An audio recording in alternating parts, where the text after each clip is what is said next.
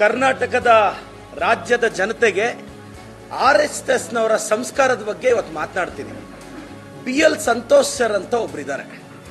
RSS ಸಂಘಟನೆಯಿಂದ ಮೇಲ್ ಬಂದವರಂತೆ. ಅವ್ರಿಗೀಗ 59 ವರ್ಷ ವಯಸ್ಸು. ಮೋಸ್ಟ್ಲಿ ಬಹಳಷ್ಟು ಜನ ಕನ್ನಡಿಗರಿಗೆ ಅವ್ರಿಗೆ ಗೊತ್ತಿರಲ್ಲ, ಅದಕ್ಕೆ ಹೇಳ್ತಾ ಇದ್ದೀನಿ ಅವ್ರ ಬಗ್ಗೆ.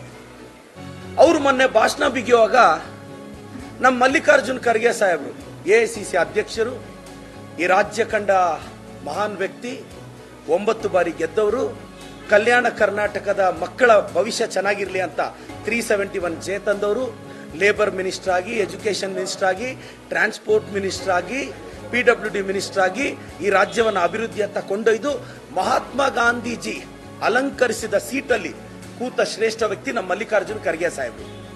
ಪ್ರಿಯಾಂಕ್ ಖರ್ಗೆ ಸಾಹೇಬ್ರ ಬಗ್ಗೆ BL ಸಂತೋಷ್ ಅವರು ಮಾತಾಡುವಾಗ ಅದೇನೋ ರಜಾಕರ ಆಡಳಿತ ಬಂದಾಗ ಅವರು ಅವ್ರ ಅಪ್ಪ ಅನ್ನೋ ಪದಗಳನ್ನೆಲ್ಲ ಬಳಸಿದ್ದಾರೆ. BL ಸಂತೋಷ್ ಸರ್, ಸಂಸ್ಕಾರ ಅನ್ನೋದು ನೀವು ಪದೇ ಪದೇ ಹೇಳ್ತಿರ್ತೀರಲ್ಲ, ಅದೇನು ಸರ್ ನಿಮ್ಮ ಭಾಷಣದಲ್ಲಿ ಅವರು, ಅವರಪ್ಪ, ಇಂಥ ಪದಗಳು ಯಾಕೆ ಈ ಸೋಷಿಯಲ್ ಮೀಡಿಯಾದಲ್ಲಿ ಮೋದಿ ಅಂಧ ಭಕ್ತರಿಗೆ, ವಾಟ್ಸಪ್ ಯೂನಿವರ್ಸಿಟಿ ಪಿತಾಮಗಳಿಗೆ ಇದೆಲ್ಲ ಬಳಸ್ತೀರಿ, ಗೊತ್ತಾಗ್ತಿಲ್ವಾ? ಅಲ್ಲ, ಖರ್ಗೆ ಸಾಹೇಬರು ನಿಮಗಿಂತ 20-25 ವರ್ಷ ದೊಡ್ಡವರು, ವಿರೋಧ ಪಕ್ಷದ ನಾಯಕರು. ಅವ್ರಿಗೊಂದು ಗೌರವ ಕೊಡಬೇಕು ಅನ್ನೋ ಕನಿಷ್ಠ ಕಾಮನ್ ಸೆನ್ಸ್ ನಿಮಗಿಲ್ಲದೆ ಇದ್ರೆ ನೀವೇನು ಸಂಸ್ಕಾರ ಕಲ್ತಿದ್ದೀರಾ ಸರ್? ಇನ್ನೊಂದು, ನಮ್ಮ CT ರವಿ ಅಣ್ಣ, ನಾನು ನೋಡ್ತಾ ಇದ್ದೆ ಗೂಗಲಲ್ಲಿ, CT ರವಿ ಎಂಬ ಪದದ ವಿರುದ್ಧಾರ್ಥಕ ಪದವೇನು ಅಂತ. CT ರವಿಯ ವಿರುದ್ಧಾರ್ಥಕ ಪದ ಒಳ್ಳೆತನ, ವಿರುದ್ಧಾರ್ಥಕ ಪದ. ಬಹಳಷ್ಟು ಜನ ನೋಡಿ, CT ರವಿ ಅಣ್ಣ, ನೀವು ಬಾಯಿಗೆ ಬಂದಂಗೆ ಮಾತಾಡ್ತೀರಾ.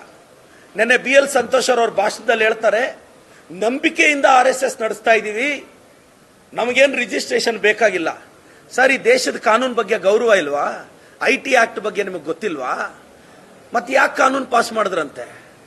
ಏನಾದರೂ ರಿಜಿಸ್ಟ್ರೇಷನ್ ಮಾಡಿ ನೀವು 106 ಕೋಟಿ ತಗೋಬೋದಾ? ಮತ್ತೆ ಹರ್ಘರ್ ತಿರಂಗ ಯಾತ್ರಾ ಸ್ಟಾರ್ಟ್ ಮಾಡಿದ್ರು BJP ಅವರು. ಸರ್, RSS ಕಚೇರಿಯಲ್ಲಿ ಆರಿಸಿ ಸರ್ ಫಸ್ಟು. ಅದೇನೋ ಮಾಡೋದೆಲ್ಲ ಅನಾಚಾರ, ಮನೆ ಮುಂದೆ ಬೃಂದಾವನ ಅನ್ನಂಗಾಗಿದೆ.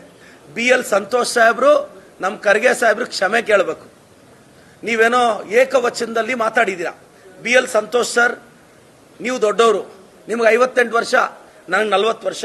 ನೋಡಿ, ನಾನು ನಿಮ್ಮನ್ನು ಸರ್ ಅಂತ ಇದ್ದೀನಿ, ಸಾಹೇಬ್ರೇ ಅಂತ ಇದ್ದೀನಿ. ನೀವು ಇದೇ ಪದಗಳನ್ನ ನಮ್ಮ ನಾಯಕರಿಗೆ ಕೊಡಿ ಅಂತ ನಾನು ವಿನಂತಿಸ್ತೇನೆ ಸರ್.